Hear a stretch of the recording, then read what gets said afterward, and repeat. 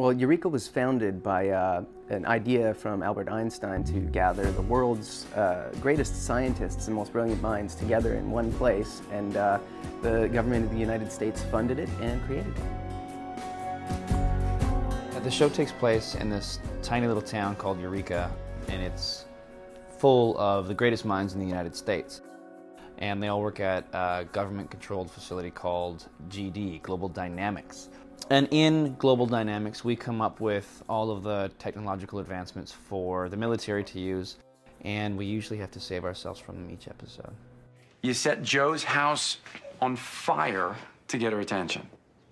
Okay, I see your point. Well, it's a very unique place. It's where the smartest people from all around the United States have come, and other places around the world, to cure or hopefully solve the world's greatest problems. Well, Eureka is a small town with a big secret and equal amount of risk, because everyone who lives in Eureka is a genius, who are indirectly working for the DoD, that is the Department of Defense.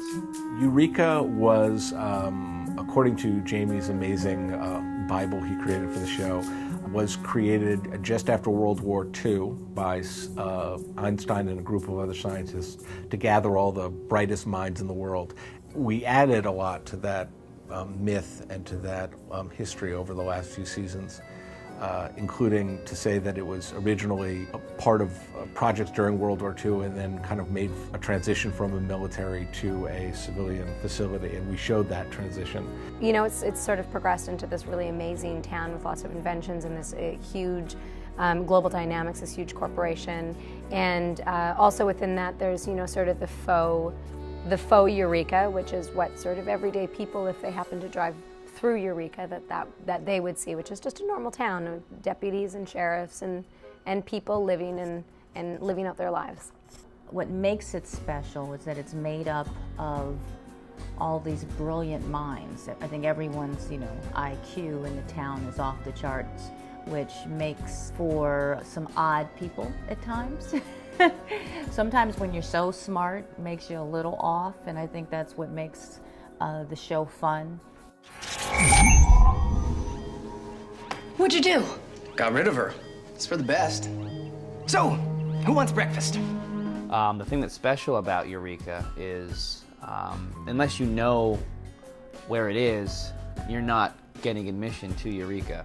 So it's kind of like a secret society, if you will. You have these like quirky individuals with making, you know, building things that could destroy the town or the planet at any given moment. And then we are all there to run around and solve the problem. So we do everything from, you know, creating wonderful things that might help in everyday life, to creating things that no one has ever seen before, quite possibly having created global warming maybe. So it is, as I say, a small town with a great amount of risk, because of the kinds of things that the scientists, mathematicians, whomever get involved in Eureka.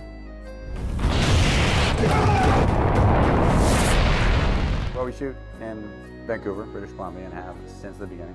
First of all, shooting in BC is a remarkable experience because it's so lush and beautiful and green. So that serves as a great backdrop. We transformed the little town of Chilliwack into we, like I do anything, right? And we come in and we put in facades and greenery and put trees in and hanging plants and all this stuff. We put in the fake Cafe D in front. We closed down the street. It's Main Street. The store owners are so kind and so nice to us.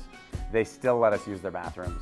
They still let us, you know, like, could we change in here? And it provides us with a really nice heart. The heart of the show, I think, is not only just the characters, but the town itself. The town is a character, and we try to give it that Pacific Northwest appeal.